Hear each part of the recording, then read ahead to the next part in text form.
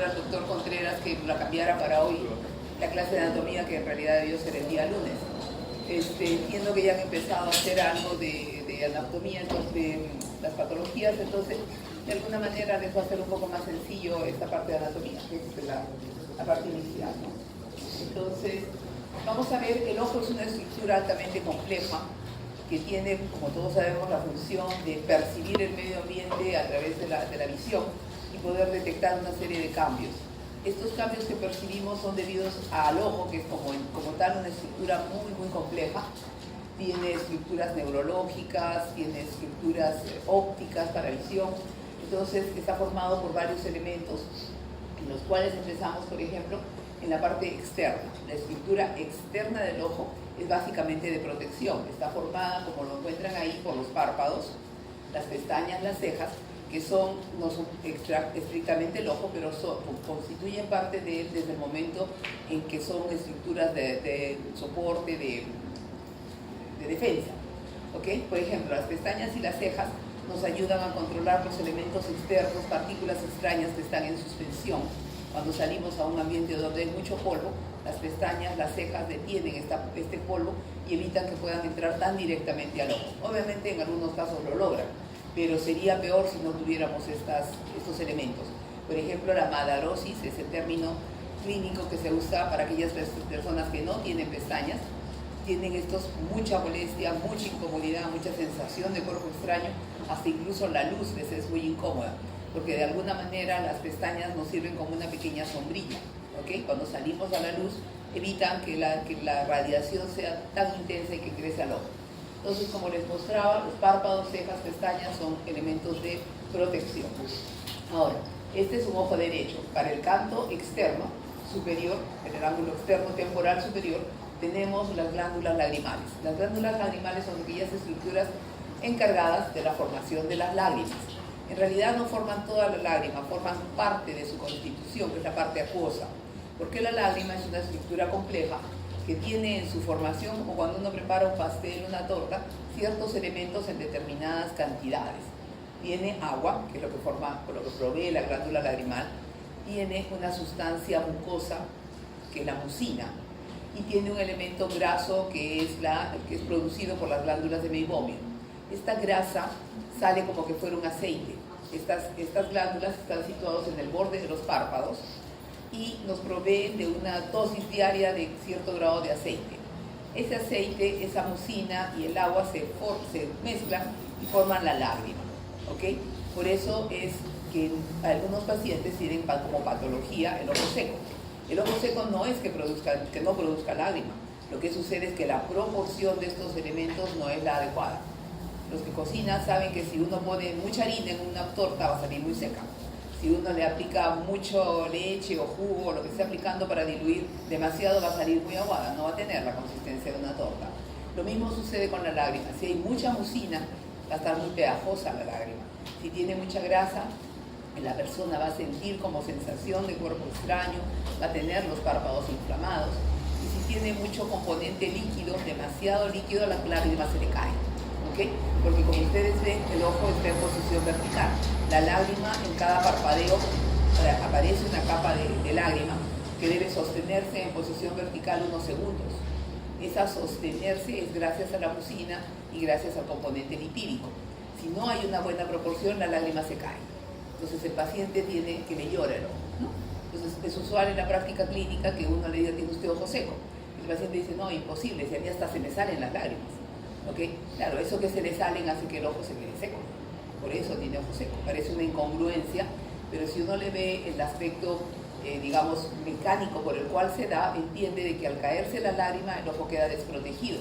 Si está mucho rato, por ejemplo, cuando ustedes están mucho rato en la computadora y están muy absortos mirando la imagen, leyendo, viendo lo que están estudiando, si no parpadean en el número de veces adecuado, el ojo comienza a fastidiar.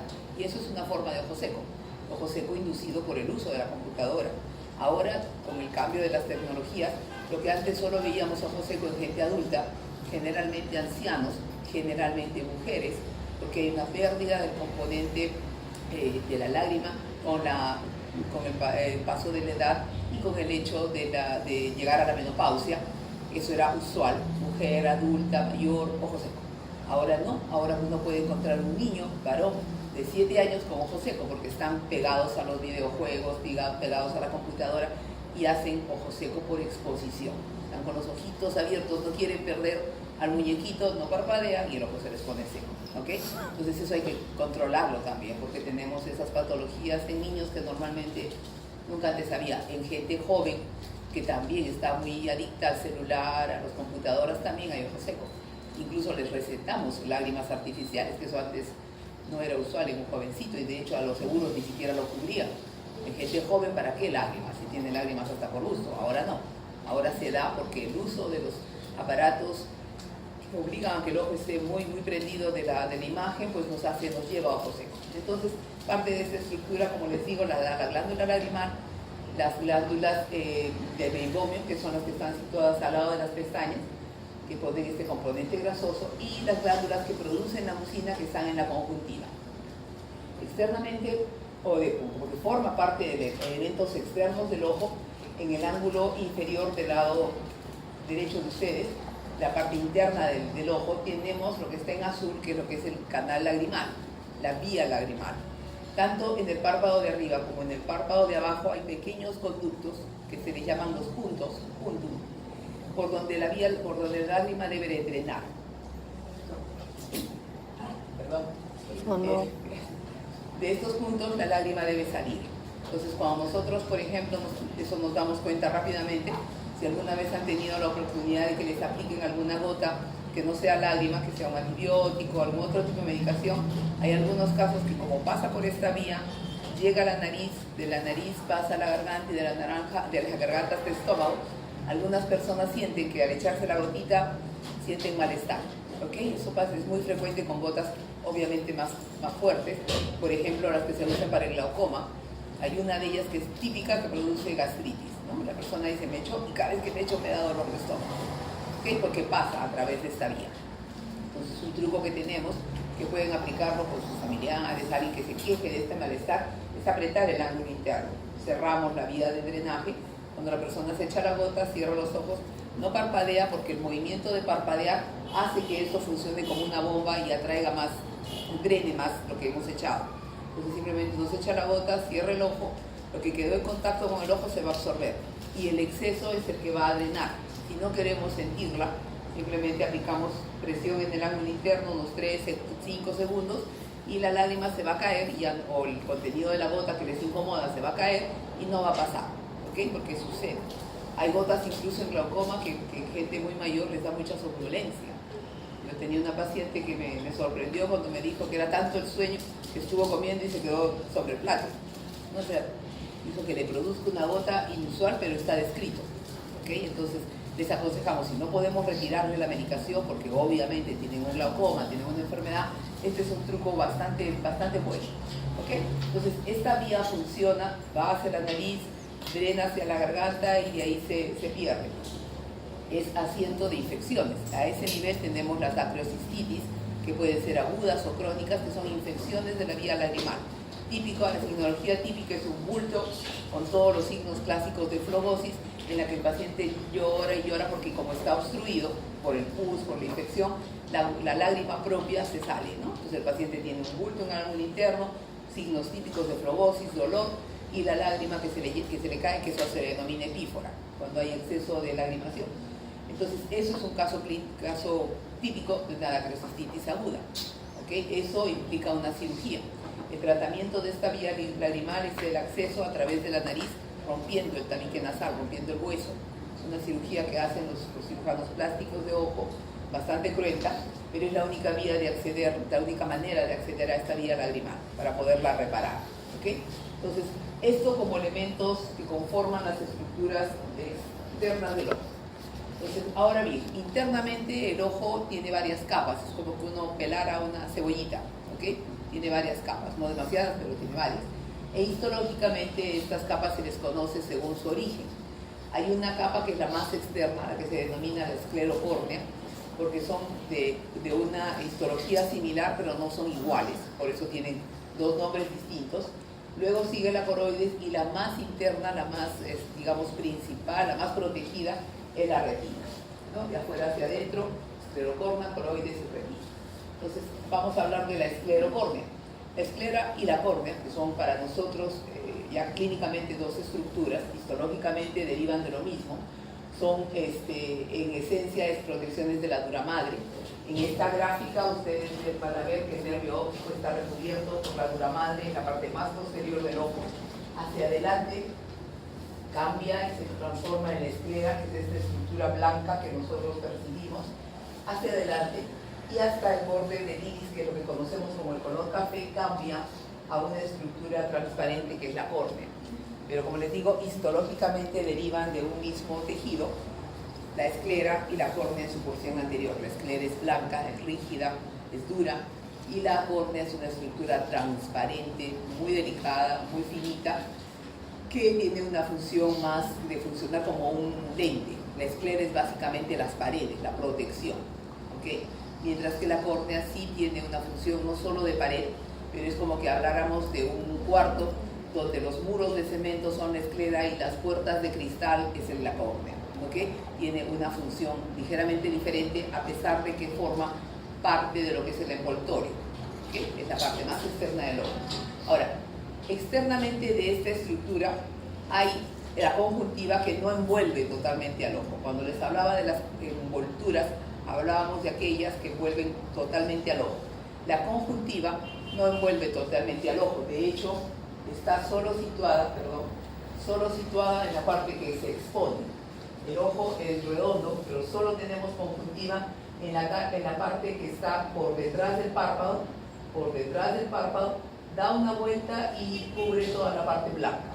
Es un área muy limitada y es el asiento de infecciones típicas como las conjuntivitis. Es muy externa, también ejerce un efecto de protección, pero esta conjuntiva no envuelve todo el ojo, simplemente va del borde de la córnea, sube la esclera y da la vuelta hacia los párpados, como un fondo de saco, ¿ok? Entonces no se va hacia adentro. Entonces, acá tenemos lo que les decía, la córnea y la esclerocórnea. Son estructuras derivadas del neuroectodermo y tienen básicamente función protectora, son lo más externo. Pero en el caso de la córnea ya es una función más específica. La córnea es una estructura que tiene una función, por ser transparente, tiene una función como que fuera un lente, ¿okay? De hecho, aporta una cantidad de dioptrías para nuestra visión. Cuando uno dice, por ejemplo, que tiene 2 de miopía, esa miopía es el resultado de toda la parte óptica del ojo, no solamente el diámetro axial que se considera, sino también el poder de la córnea y el poder del cristalino. Todos esos poderes que se hacen matemáticamente dan por resultado nuestro poder dióptrico. Yo puedo ser 0 de medida, 20-20 de visión, tengo visión de águila, o puedo ser miope, hipermétrope, con diferentes defectos, ¿ok? Parte de esos defectos están generados por la córnea. Por ejemplo, el astigmatismo, cuando hagan refracción, el astigmatismo está generado por la córnea. La córnea es como que fuera una tapita, la mitad de una pelotita de fútbol, ¿ok? Partan una pelota de fútbol, se quedan con la mitad, la ponen transparente y es una córnea. ¿Esto qué significa? Que si es redonda, si es la mitad de un círculo, o la parte de un círculo, del centro a la periferia todos sus radios son exactamente iguales, porque es un círculo. Pero por ejemplo el astigmatismo, los astigmatas no tienen la mitad de un circulito, tienen como quien dice la mitad de un huevito. Un eje es más largo y hay un eje que es más corto, ¿ok? Al tener eso, la visión no es igual. No es lo mismo tener una visión que se recibe en un círculo que la que se recibe en casi un óvalo, ¿ok?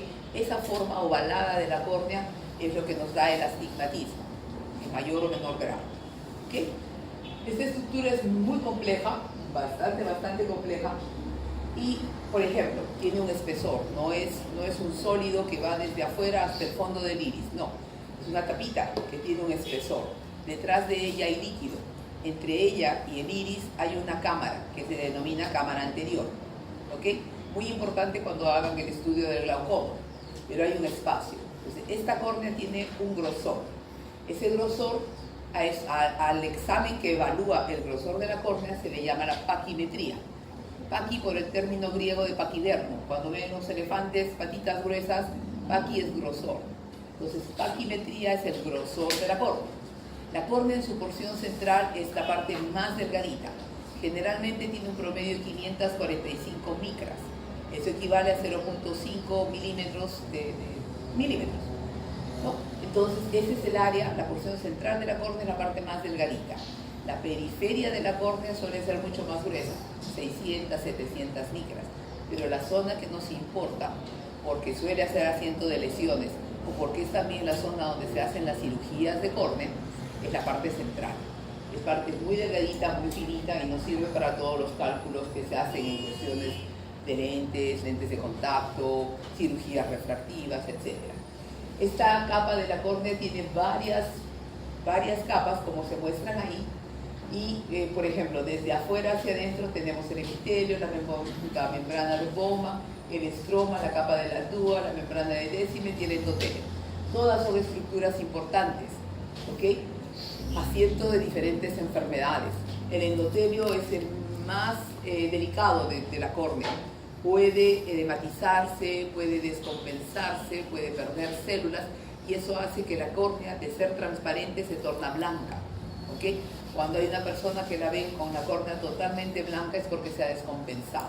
Sus células endoteliales no han tenido la capacidad de evitar que el líquido que está detrás ingrese. Se descompensan, pierden y el líquido comienza a penetrar y al penetrar lo transforma en blanca la córnea, ¿ok? Entonces, de todas sus estructuras, todas son importantes, pero como que el endotelio es el más crucial. Cuando entramos a cirugías, llevamos el conteo de lo que es el endotelio corneal. A eso se le denomina una microscopía ocular. Uno ve cuántas células endoteliales hay por milímetro cuadrado en la córnea. Con ese valor, que es aproximadamente 2.000, 2.300, varía, tenemos una idea de cómo se va a comportar esa córnea. Por ejemplo, si uno quiere hacer una cirugía de catarata, que es frecuente, que es usual, es del adulto mayor, y encuentra que la persona tiene 800 células por milímetro cuadrado, esa cirugía está contraindicada, ¿ok? Porque después de la cirugía, así le vaya muy bien al cirujano, esa córnea se va a descompensar, son muy poquitas, ¿ok? No van a aguantar la manipulación propia de la cirugía y van a perder líquido y se van a descompensar. Entonces, a veces nosotros evitamos una cirugía simplemente por el conteo endotelial. Muy poquitas células, el paciente puede insistir, pero uno tiene la obligación de decirle que muy probablemente le va a ir mal, ¿ok? Si uno no toma esa precaución, es la causa de que mucha gente dice, pero si a mi mamá le fue bien, a mi papá le fue bien, ¿por qué a mí me fue mal? Porque tenía otro conteo, tenía otra patología, otro trasfondo.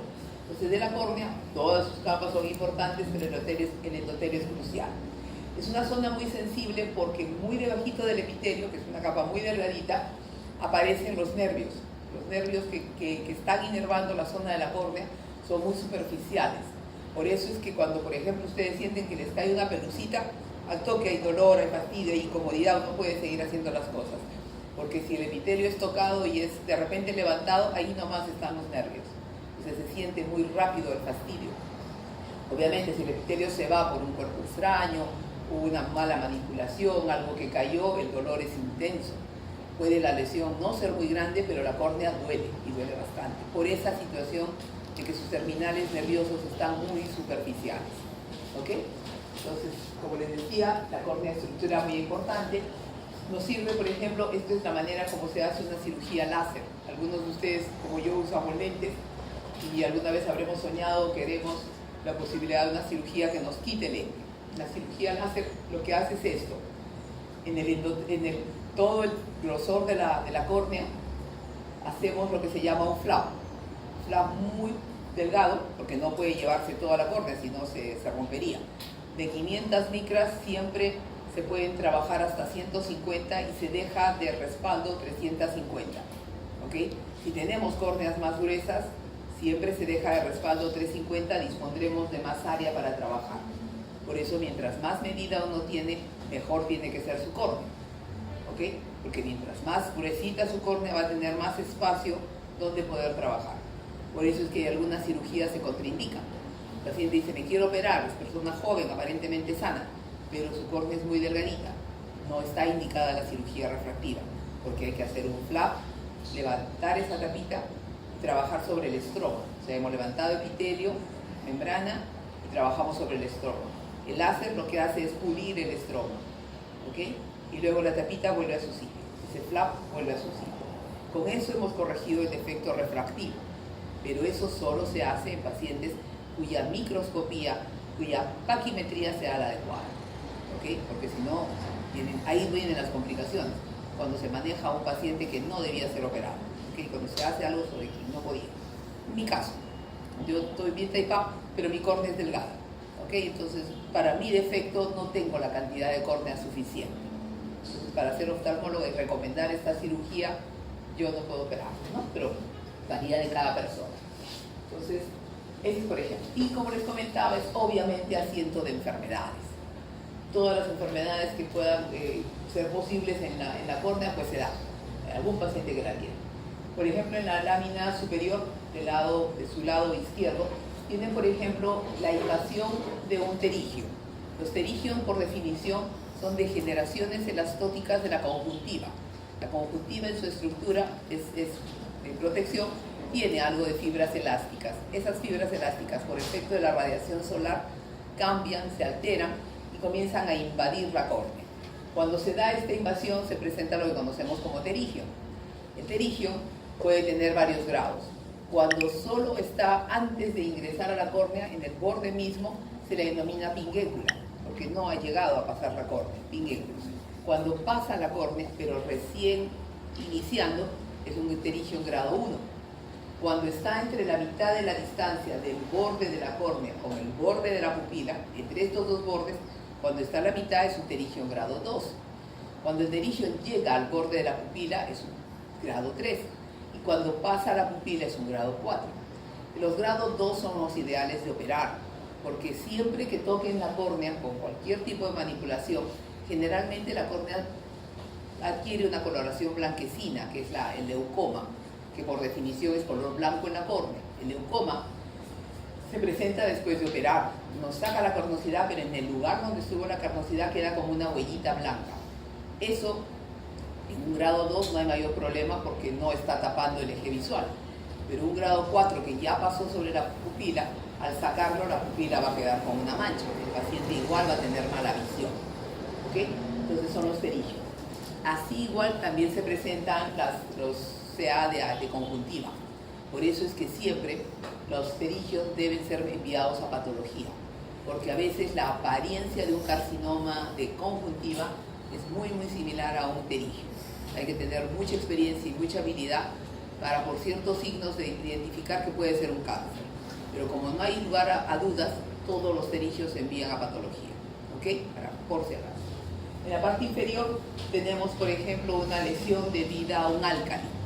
Los álcalis, los ácidos son extremadamente peligrosos para el ojo. Tienen una acción muy agresiva.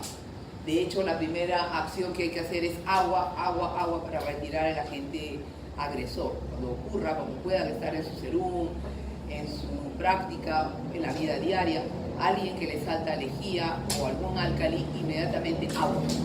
El agua más potable, más limpia que pueda, pero agua. Igual cuando lleguen al hospital se les va a hacer un lavado con suero fisiológico porque el objetivo es retirar todo el elemento extraño que puede haber quedado en los bordes palpebrales, en los pliegues de la conjuntiva o puede seguir dañando. En el caso de los ácidos, entre estos dos elementos, el que puede ser un poquito menos nocivo es el ácido. El ácido en contacto con los tejidos se produce un proceso de cicatrización. Entonces como que coagula las proteínas y las solidifica. Entonces cuando el álcali llega, como que no penetra más. ¿Okay? Este proceso mismo que da en contacto con el tejido que lo daña, lo frena el ingreso del ácido. En cambio con el álcali no. Por química básica ustedes saben que cuando juntan un álcali con una grasa se produce un jabón, se saponifica la grasa. ¿Okay? Y esto en el cuerpo, que hay tanta grasa, tanto contenido graso, el álcali sigue penetrando, no frena. Ingresa, choca con grasa, saponifica y sigue ingresando. Por eso es que el lavado es permanente. ¿Okay? Incluso ya cuando están seguros de que le cayó algo al ojo, le pusieron 1 litro de suero fisiológico como lavado, a pesar de eso, después no le pueden parchar el ojo con un ungüento, porque si hubo algún resto que ha quedado, el ungüento lo va a hacer quedar sobre esa zona. ¿Okay? Entonces, aún después del lavado, aún después de que la persona se calme, el tratamiento son con antibióticos líquidos y con lágrimas artificiales cada hora, cada 2 horas, para que siga lavando lo que pueda haber quedado. ¿Ok? Entonces el tratamiento, porque la consecuencia es eso, una córnea que se pone blanca, se saponifica y es una lesión muy severa, muy severa, es con alto. ¿Ok? Arriba en el medio tenemos córneas grandes, una megalocórnea. La megalocórnea que les da la apariencia tan bonita a los bebés, porque parecen esos dibujos animados japoneses, puro ojito, son de glaucoma congénito. ¿Ok? Si alguno de ustedes va a ser pediatra, tiene proyectado ser pediatra, observen bebés con ojitos muy bonitos, porque pueden ser signo de que tienen glaucoma congénito. El glaucoma congénito es ceguera, y es ceguera irreversible. Tienen que estar muy pendientes de estos bebés que al principio no van a dar muchos síntomas. ¿Ok? La triada clásica del glaucoma congénito es estas megalocórneas, epífora, lloran, o sea, se les sale la lagrimita muy fácil con efecto de la luz, no sostienen la luz. ¿Ok? No los expone a la luz y el bebé como se le sale la lágrima y evita la luz, o el blefaroespasmo, el ojito como que el párpado se contrae. ¿Okay? Son signos indirectos de que puede ser un glaucoma congénito. Entonces, si van a ser pediatras, si van a estar en contacto con bebés, siempre busquen, ¿ya? Porque una de las cosas trágicas que sucede en el país es que nadie se da cuenta de problemas oftalmológicos y cuando llegan muy tarde, cuando en realidad ya no se puede hacer nada. El glaucoma es irreversible, y si es congénito, y los dos ojos, el problema es que se afectan los dos ojos. En la parte inferior, por ejemplo, tenemos un cuerpo extraño corneal. Eso, cuando hagan su serum, cuando hagan sus guardias, es una patología muy frecuente. La persona que está martillando, está haciendo mecánica, está achacando alguna pared, algún piso, un cuerpo extraño ingresa al ojo. ¿Okay? Eso debe ser sacado bajo anestesia, porque si no el paciente no puede colaborar, y debe ser retirado. Los oftalmólogos lo retiramos con una aguja. Tiene que ser con un microscopio, que es nuestra lámpara. Eso no se hace a ojo directo, ¿ok? Porque en esa zona, recuerden, la córnea tiene un espesor de medio milímetro. Cualquier manipulación puede perforar la córnea. Lo más que puedan estar, si los agarra esto en la puna, haciendo su serum, lo que tienen que hacer es calmar el dolor, obviamente si tienen alguna anestesia. Con esa misma anestesia tratar de humedecer el ojo, que se forme como una capita de agua, porque cuando son cuerpos extraños que no están tan profundos, flotan. ¿Okay? Uno los pone con harto líquido y de repente el cuerpo extraño flota. A lo más un hisopo humedecido en la zona, no raspar, porque si no se llevan todo el epitelio y el paciente se va a acordar de toda su familia. No raspar, simplemente ver si tocándolo con el hisopo humedecido lo lograron retirar. Si no se pudo hacer eso, parche y derivar al oftalmólogo, porque no van a poder hacer más. ¿Okay? Pero eso es un cuerpo extraño corneal, que no ha penetrado, simplemente está atrapado en la córnea. Arriba son lo que hablábamos de los leucomas. ¿Okay? Hay bebés que nacen con lesiones de distrofias corneales, problemas de lesiones debidas a incluso enfermedades infecciosas de la madre, como la rubiola, o ese tipo de cosas, entonces pueden nacer. Es bueno siempre mirar los ojitos del paciente, tanto por el glaucoma congénito como por otro tipo de lesiones. Ahora, existe otro término que es la leucocoria, cuando es la pupila de color blanco. ¿Okay? En este caso es un leucoma corneal del bebé de arriba, pero también pueden ver que el bebé tenga aparentemente todo normal, pero el centro sea blanco. Entonces las leucocorias también son situaciones en las que el bebé debe ser derivado de inmediato, porque hay tres causas principales de leucocoria. El retinoblastoma, que es el cáncer ocular infantil más grave, que causa la muerte. Puede ser una catarata congénita, que hay que operarlo lo más rápido posible, si no ese ojito va a crecer ambliope, igual va a ser un ciego funcional. Después se le podrá quitar la catarata, pero para efectos de visión, ese niño es un ciego legal. O la persistencia del vítreo primario.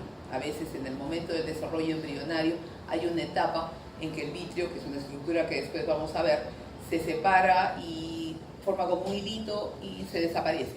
Hay a veces que persiste, ese como hilo central persiste pegado a la pupila, la parte de atrás. Entonces, todo eso causa mala visión. Entonces la leucocoria, la leucocoria es también derivación inmediata, urgente del bebé. Y en la parte de abajo ven el signo que se denomina el signo de Musa. ven que cuando el paciente mira hacia abajo, su párpado adquiere una forma como en puntita. Estos son queratoconos, córneas que no tienen la forma de la mitad de una pelotita, sino que tienen como un triángulo la parte anterior. El queratocono es causa de un astigmatismo muy marcado, irregular, generalmente que no responde ni a los lentes, a veces poco a los lentes de contacto, y generalmente es patología de gente joven que ni con lente logra mirar bien. Entonces ahora hay varias técnicas muy interesantes para contrarrestar el queratocono, pero antes lo que se hacía era un trasplante de córnea, ¿no? Se trasplanta la córnea, la única estructura del cuerpo que puede ser trasplantada con cierta tranquilidad porque no recibe vasos. En todo lo que hemos conversado han visto que las córneas no recibe vasos directamente, tiene inervación, pero no tiene vasos sanguíneos, ¿ok? Entonces esta falta de vasos sanguíneos hace que sea más fácil trasplantar la córnea de un paciente enfermo como queratocono y ponerle el paciente o a alguien que ya falleció, ¿ok? Cuando una córnea recibe vasos sanguíneos, se meten vasos sanguíneos por algún tipo de lesión, es decir, que de por ejemplo acá se lesionó y de la parte de la conjuntiva comienzan a crecer vasitos hacia la córnea, a eso se le denomina panus. El panus son presencia de vasos que no deberían estar a nivel de la córnea. Cuando hay esa invasión de vasos, esa córnea ya no es tan ideal para trasplantar, porque ya el cuerpo ha tomado contacto de las estructuras de la córnea. Cuando uno la saca y pone de otra persona, esos vasos van a volver a llevar anticuerpos contra esa córnea nueva, ¿ok? Entonces, para ser trasplantada la córnea idealmente tiene que ser totalmente transparente sin ninguna lesión. Difundan cuando puedan el hecho de los trasplantes. No somos un país muy solidario. Los pacientes para trasplantes de córnea en mi institución demoran un promedio de 2 a 3 años para recibir una córnea, ¿ok? Por más que lo ponemos como urgente, hay gente que es ciego de los dos ojos por lesiones corneales, entonces su desesperación de mirar y depender de una córnea es máxima, pero realmente nosotros les decimos que van a esperar un promedio de 2 años, y es porque acá en Perú no somos solidarios. El promedio de córnea, ¿cómo le llaman los corneólogos? Como obtenida, tienen un término, pero cuando obtienen córneas, esa búsqueda de córneas, nosotros tenemos un promedio de 5 o 6 córneas por 100.000 habitantes. En Estados Unidos creo que son como 500 córneas por 100.000 habitantes. Estados Unidos, Brasil vende córneas. Nosotros no tenemos ni siquiera para abastecer nuestro mercado interno. Mucho paciente sufre de problemas corneales, incluso de los ojos, y no somos solidarios. La gente prefiere que sus muertitos, los gusanos se lo coman a dar vida, ¿ok? Traten de difundirlo entre sus familias, porque eso lamentablemente es frecuente.